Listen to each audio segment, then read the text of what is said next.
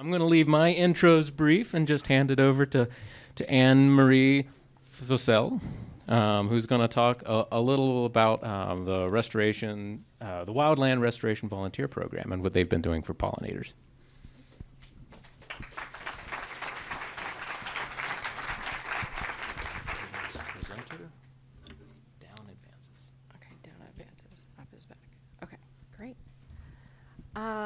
Good morning, everyone. I should probably get this done to my height.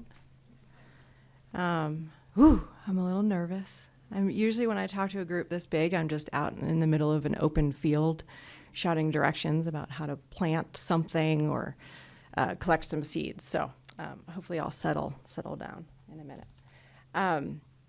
Well, thanks for having me. My name is Annemarie Fussell, and I manage the Plant and Pollinator Restoration Program for Wildlands Restoration Volunteers. So Eric talked a lot about, these big picture systems, something that we can do globally. And I really think that a great quote that I'll paraphrase from Sydney Smith is, "It is a great mistake to do nothing because we can only do a little bit. Do what you can." So I'm going to talk a little bit about some grassroots efforts that Wildlands Restoration Volunteers is involved in to get at this problem of pollinator conservation. And I'm going to come at it from an angle of native plants, because that is the world where I operate. And I think if you're at last year's conference as well, native plants were really a big buzzword.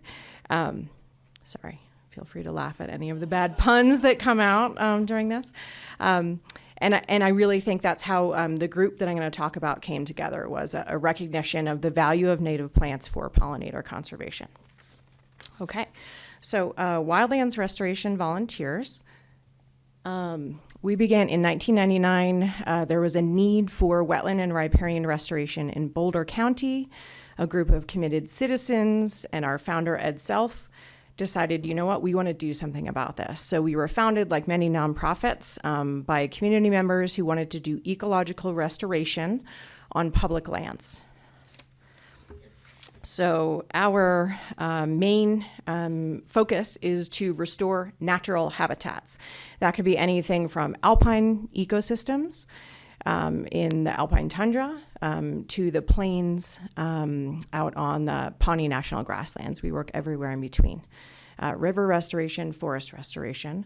We also work on trail and road infrastructure in recreation, making that more sustainable, removing the damage, either if that's, in a sensitive wetland area or riparian area, or in an alpine area, closing and rehabilitating roads using native plants. So one of our big pieces of this, and I'll talk a little bit about it because it focuses on the case study I'll talk about, is that our mission has two parts that we feel are equal. One is to heal the land, and the other is to build a diverse community of stewards who are taking care of that land. And we need to bring everyone with us on this journey. Doesn't matter what your politics are. This is kind of a place where we can come together because it does affect all of us. And that's really big. Our Plants and Pollinator program that I have the wonderful privilege to manage really works on native seed collection, planting pollinator strips at local farms when we can get the funding for that, and also to engage the public in learning about how to use native plants and sourcing those native plants, because that's a big issue also that Eric touched on. I'll just let you read that for a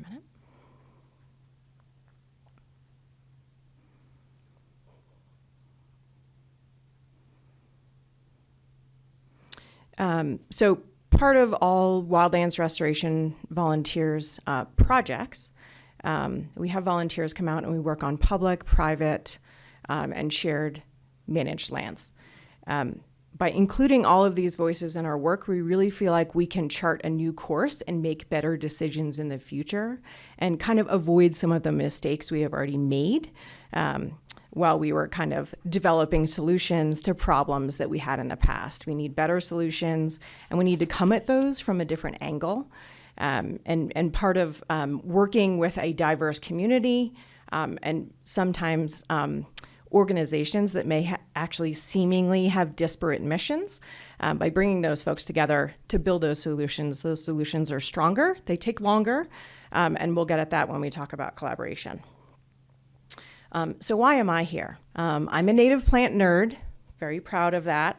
This is an example of my front yard in the fall, and it looks like this for much of the year, so that term of chaos gardening really fits. The Northern Colorado Native Plant Exchange is the group that I'm going to talk about, and one of our goals is to get more of this in suburban and rural landscapes and urban landscapes. Doesn't matter where your garden is, you can make it habitat, because one of the reasons why Wildlands Restoration Volunteers has started working on private lands to do reforestation after the Cameron Peak fire, to do pollinator conservation, to do wet meadow habitat on farms and ranches throughout the Front Range, and to work with local landowners to collect native plants on farms and ranches, is that even if all of our habitat is pristine, like Eric said, we only have 3 to 5% left that is undisturbed habitat. That's just not enough habitat. So we need to engage private landowners, large and small, to create that habitat. And also, when you look at those maps of an urban landscape, I'm going to talk about Northern Colorado. If you're familiar with any Front Range community, you know that a lot of our natural areas are on the west side of town, and a lot of the farms and ranches are on the east side of town, and there's kind of a strip, a biological desert in the middle that we have built. And so we need to put something in that space for those critters to enjoy. So I'm going to do a case study, talk about the Northern Colorado Native Plant Exchange, what we do, and then kind of how we've built this collaborative process. Just want to keep an eye on time, so I don't talk too long. Okay. So our mission of the Northern Colorado Native Plant Exchange, which I may refer to as the committee or the group, is really to empower the public to use locally native plants in their landscapes with many different goals: supporting wildlife, conserving water, and to share educational resources, because even if you have a desire to use native plants in your landscape, you may have no idea where to start, and that can be a really, really intimidating barrier. It can also be a barrier for the commercial industry. If just because you run a nursery does not mean you have any idea how to grow native plants. So we do this through a year-round program that involves volunteers, but we have two kind of capstone events. The Fall Native Seed Swap, which was just last week. So you could say that our little group is a seed mafia. And then also the Native Plant Swap in the spring. And so this was all started, I want to give credit to some folks from Wildlands and People and Pollinators Action Network, who saw a need for this. We're doing other efforts in other parts of Colorado, and some folks from People and Pollinators and Wildlands and City of Fort Collins staff came together and called on a bunch of us. We were actually trying to remember how we all got involved. That's how kind of grassroots this was. It really kind of just bubbled up out of some side conversations between a bunch of native plant gardeners. Now we have a group of 8 government, nonprofit, and private business organizations who help to manage and fund this. So one of the first steps that we had to look at was defining the project. So what is the problem? Most of you probably know it's difficult to source native seeds and to get them, whether you're a small or a large grower. It's hard to get them locally. You may be able to buy little blue stem or big blue stem, but if it was, farmed in Texas, it may not have the right ecotype to survive and thrive here on the Front Range of Colorado. It's also difficult to navigate the resources. How many of you have found a link to a great propagation guide or something else, and then you can never find it again? Or they're all buried in, 8 different nonprofit websites. There's a propagation guide over here. There's the, how many of you ever looked at the USDA native plant database? Okay, it's not the most user-friendly platform out there. So we hope to help share this. And then we started in 2020 with a small native seed swap, just gathering in our gardens, a couple local gardens. We had 60 people who we had to rotate through 10 at a time. We were out there in 25-degree weather sharing seeds. And it's grown quite a bit since then. So this all comes back to doing the work, doing what you can, that quote that I talked about. So we engage volunteers to collect seeds with the community. This is an example of some of the seeds we were cleaning with volunteers. So this really engages them in the hands-on work, gets them to know the biology and diversity of these plants, and engages them directly in the education. And then this is an example of a native seed collection with Wildlands Restoration Volunteers. You need no experience. So if you want to learn to collect seeds, we'd love to teach you. And so, this is, as I said, this is very grassroots. This is a picture of, my back patio where I hang out and collect seeds and jelly jars and things like that. And then our native seed swap this year in 2024 had, last year we had over 300 attendees. This year we think we were around 275. Gets hard to count. We got so busy that we couldn't even fit in the room last year, which was a good problem to have. It's very low tech. It's very collaborative. We all contribute, and we were able to give away over 150 species of native plants, trees, grasses, shrubs, and perennials, flowering perennials this year. So one of the key pieces to this is having donated event space at the Spring Creek Botanical Gardens in Fort Collins. So botanical gardens like this really are supporting these efforts in a huge way. That allows us to take funding that we have and apply it to things like buying soil and pots and paying an event coordinator and buying, snacks for our volunteers. Okay, so another piece of doing this work, we run this native seed swap in the fall. Actually, let me back up for a second. So this native seed swap, where do we get the seeds? Some of the seeds, as I said, come from my garden. We host native seed collections on public and private lands. So pollinator gardens throughout the Front Range. That gives us a really good diversity. We have private landowners who are collecting seeds on their land. So we had seeds anywhere from 9,000 feet down to 4,000 feet, many different life zones. And then we also get a lot of diversity of the same species. If we have 10 or 12 different collections of the same little or big blue stem, then we put more biodiversity into this system. Okay, I'm going to speed up. So we take these native seeds, we do a selection, and then we engage community members to come out and plant these seeds. So they learn to propagate. And if you've ever wondered what 3,300 native species or native plants look like, this is what it looks like. This is what we grew last year for our native plant swap. Again, this wouldn't be possible without donated space from One Canopy Nursery in Loveland. And our committee was able to stratify seeds using the expertise of different community groups so that we could give these away. It's pretty amazing that this event turned out really well this last year, partnering with City of Fort Collins as one of our committee groups. We harden off the plants ahead of time. That's donated space at my facility, everything from using our trucks and our trailers that we use to do restoration. They come in handy to move plants. So that's another way that our group came together to share resources. And we engage volunteers in all parts of this process. So let me get to my numbers. This goes back to that question of how do you impact the retail market? So we have been saying for years that community members need to ask for native plants at all of their nurseries. So we labeled all of these. We were part of the Xeriscape Garden Party and EcoFest in Fort Collins. We had over 700 community members come.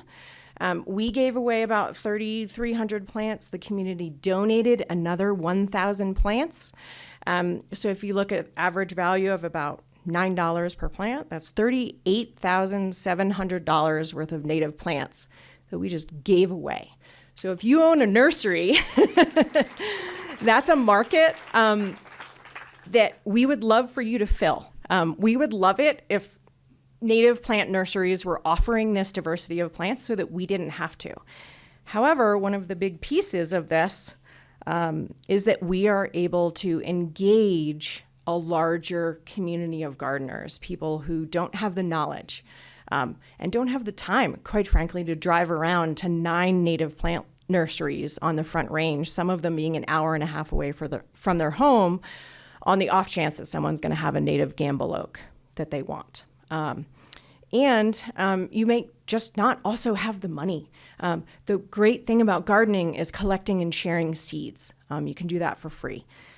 So if we can get folks to start doing this more with native plants, then our urban and suburban landscapes are going to turn into, instead of biological deserts, they are going to turn into biological havens.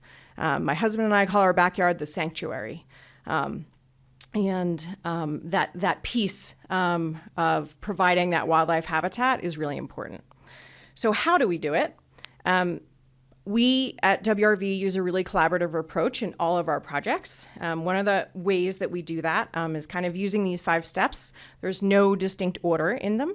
We went out of order. Our group, we already talked about our mission and goals, and then we engaged diverse partners. Those are kind of the first 2 steps. Assessing your strengths and then the needs of your group. What do you do well? What kind of money do you need? What kind of resources do you need? What expertise do you need? Developing a really clear structure for working together as a team, and then analyzing your capacity. So our diverse partners, these are all of the different groups that are on our committee. The reason why we are all focused on giving away native plants is because they conserve water, they can reduce utilities in cities, they can promote pollinator and habitat conservation, they promote native plants, and they can also impact our personal impact in our backyards on climate change. So lots of different reasons why we're here. So Parker McMillan Bushman used to be on our board, and this quote from her: "The basic principle of ecology is that diversity in an ecosystem fosters resiliency and strength. The same is true in our organizations and communities." So one of the reasons why our group is so strong and why we think this effort has grown and continued is because we have this really diverse set of partners that are all bringing something to the table. However, we have remained clear to our mission so that if our mission starts getting too big, like our native plant swap, we decided we're not giving out vegetables or non-native petunias. That's not what we're going to do, because then Wildlands Restoration Volunteers wouldn't be involved. Okay. I have until 10, right? Okay. Forgot what time I started. So these diverse partners that we have here, I'm not going to read them all. There's a lot of them. You can access these. Wild Ones does our web hosting and all of the native seed and native plant swaps that are up and down their Front Range that Wild Ones is involved with are all on this one website. So I encourage you to go there to support the groups that are working on this. Okay, so this collaborative approach continues. Another key piece of this, besides that clear mission, engaging a diverse set of partners that can all align to the core mission, is assessing your strengths and needs and developing a clear structure. This kind of evolved over time with our group. And one of our big pieces here is that Sorry. Let me look at my notes so I don't get lost.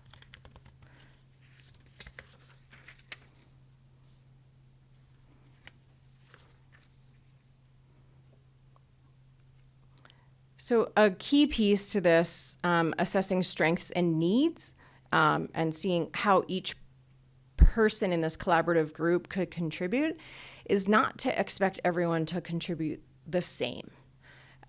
Every group is different. Wildlands Restoration Volunteers is only a Colorado organization, while Wild Ones and some of our other groups have more funding, they have a larger membership base, they have a larger national scope. So I think that's a key piece of this collaborative process.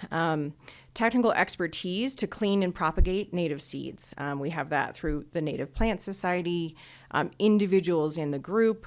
Wild Ones has an amazing propagation guide that you should all Google sometime today.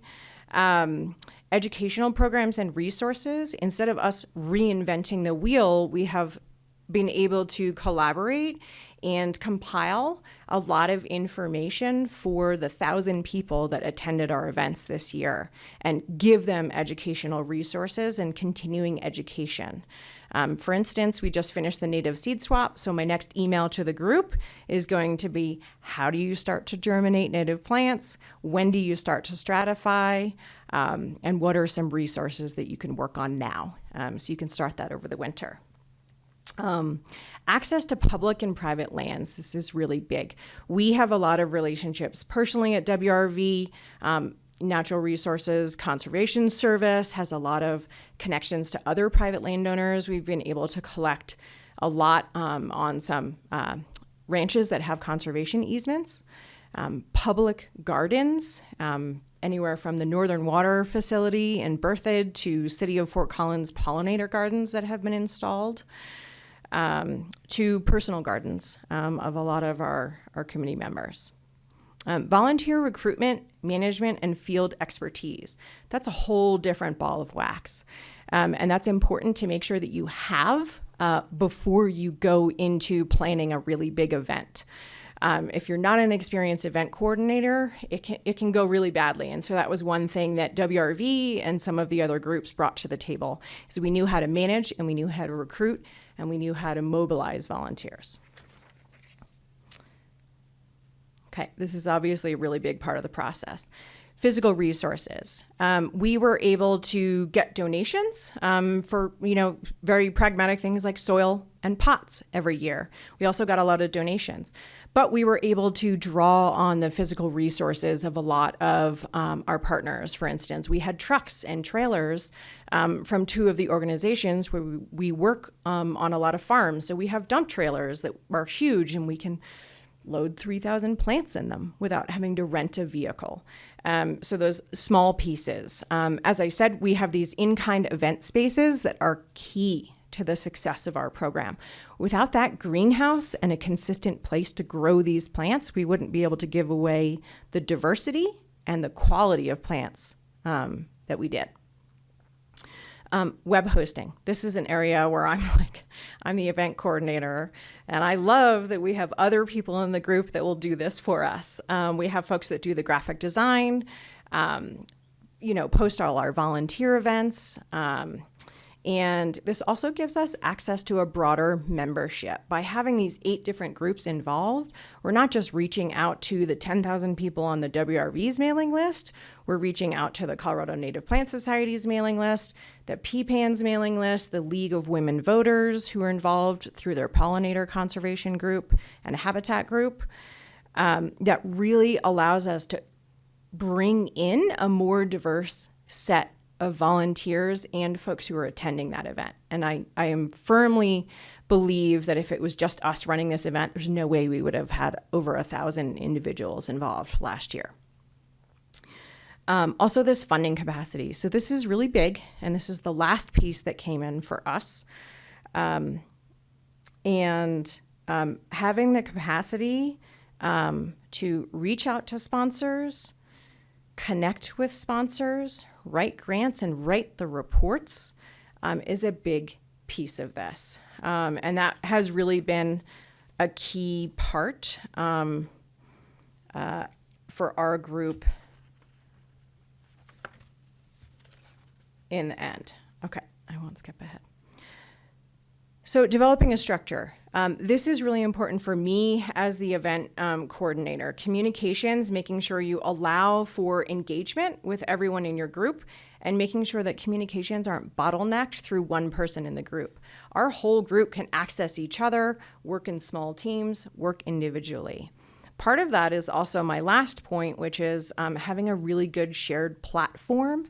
Our budget, all of our educational resources, all of our meeting notes are in an easy shared platform so that everyone in the group is engaged and empowered to be able to access that on their own time. It doesn't have to go through me. I am not the keeper of anything. I am just the one who makes sure we all show up in the same place with a bunch of plants. And then I think especially once money comes into it and you have people in the group that are getting paid to do this and you have volunteers involved. And as I said, it doesn't have to be an equitable contribution. That is important to lay down when you're looking at these budgets and to make sure that your budget is very transparent and accessible with everyone in the group. I think it provides a really important piece of trust. And I think that is really, really important in this collaborative framework. Timelines. I used to be a teacher, so I look at the end result. Where do I want, our students or our volunteers to be at the end of the semester? And then you back calculate. You're not going to assign a paper to fifth graders and not give them midterm goals. We need our outline at this time. That is essential with a large group, especially if you are not doing all the tasks yourself. It allows you to show who is responsible for what and who is doing what in this group. And then it provides a lot of accountability. The reason why our team works, besides the fact that it's the best volunteer group I've ever worked with so far, is that we all have separate jobs. And everyone knows what they're accountable for and when the due dates are. You can ask anyone on our committee. Every time we have a meeting, I send out a homework email afterwards with deadlines for who's doing what. And I think that transparency, the frequency of the meetings, the flexibility of the meetings so that folks can participate in person, online, touch base ahead of time are important. So the last part of this collaborative approach, which often should be your first step, it just happened to be our last one, is analyzing your capacity. In 2023, we had a reality check because we realized the events had gotten too big for the folks who were volunteering to manage them. We just finished this year. I stepped up to be the event coordinator, and WRV just, donated my time for the first year of this until we could get grants. And thanks to all our funders, we now have my time covered. We have enough money for all of our supplies, and we have enough seed funding for next year. We actually already have half of our funding secured for next year, which is tremendous. We didn't actually realize that there was this much interest from community organizations out there. Thank you. So these are a lot of the groups that are contributing in-kind time and sponsorship money. So just really wanted to thank them. It's a diverse set of organizations. And then I also want to say that we are really happy to help anyone get this started in your own community. We've been working with folks in Boulder, and they kind of kickstarted a similar event a couple years ago and have been growing. We share these seeds with other seed swaps in the community. We were trying to help a group in Greeley get this going. So please do reach out to me at Wildlands Restoration Volunteers, and I can connect you with others in our committee. And so hopefully we can turn every garden on the Front Range into a garden that looks like that, full of native plants. And then very quickly, raise your hand if you're on the committee, part of our group. Okay, so we have like 5 people in the room. Awesome. Thank you. Thanks, everyone.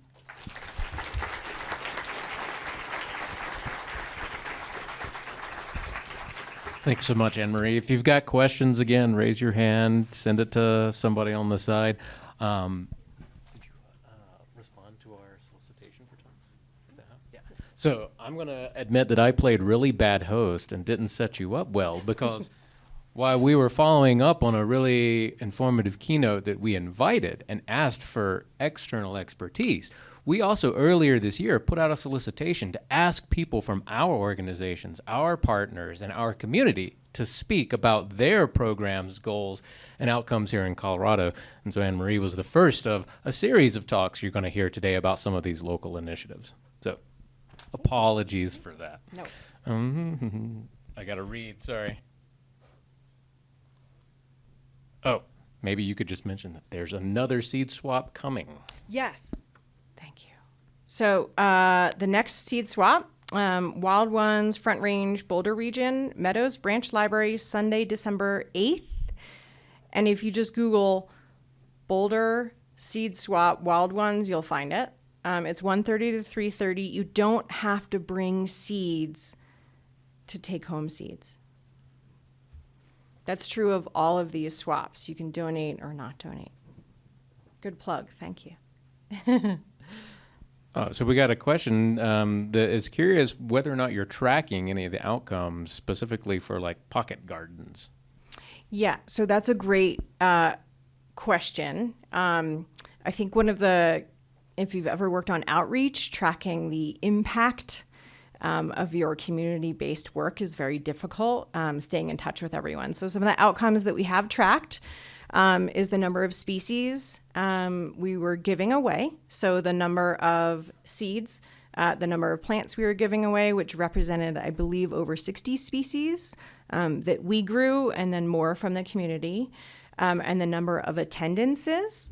And if you look at the number of plants we gave away, I believe that accounted for 13,500 square feet of native pollinator habitat. But we don't have a, thank you. Thanks to the committee. It was really a group effort. But we don't have a way yet of tracking and knowing exactly where all of those plants are going and who those are getting shared with later. So that's a new challenge for us. We have one kind of specific question, which I'm also curious about because I hear a lot, which is a big problem for a lot of people is shade when so many of our native plants are so sun-loving. Do y'all have a lot of stuff that lives in shade? Yes and no. So I also have that issue in my yard, and simply by lifting the shade of my ash tree in my front yard, which is not native, but it shades the front of my house, I have been able to grow a lot of plants. They'll just grow differently. So a lot of plants that say that they are shade tolerant, you can put them in a part of your shade that either gets morning or afternoon sun. And then looking at plants that grow at a slightly higher elevation and like mixed, especially mixed ponderosa pine habitats where they're getting mixed shade during the day, they're going to like that better at our elevation because of that temperature difference. And if they get leggy, you just prune them. Think about a native habitat. A great way to think about planting your native garden is to go out and walk the forest. What is growing there? How is it growing? What is the aspect? Dig in the soil. What does it look like? In these native landscapes, you have animals that are cropping the plants. That's why they often grow bigger in your yard, because you don't have the deer pressure. So you can crop your own plants. And that'll help you in the shade. Awesome. Thanks so much, Annemarie. In the sake of time, some of these will be relevant in other sessions too. So I think we'll have lots of chances to answer these. Thanks Thanks much. everyone. All right.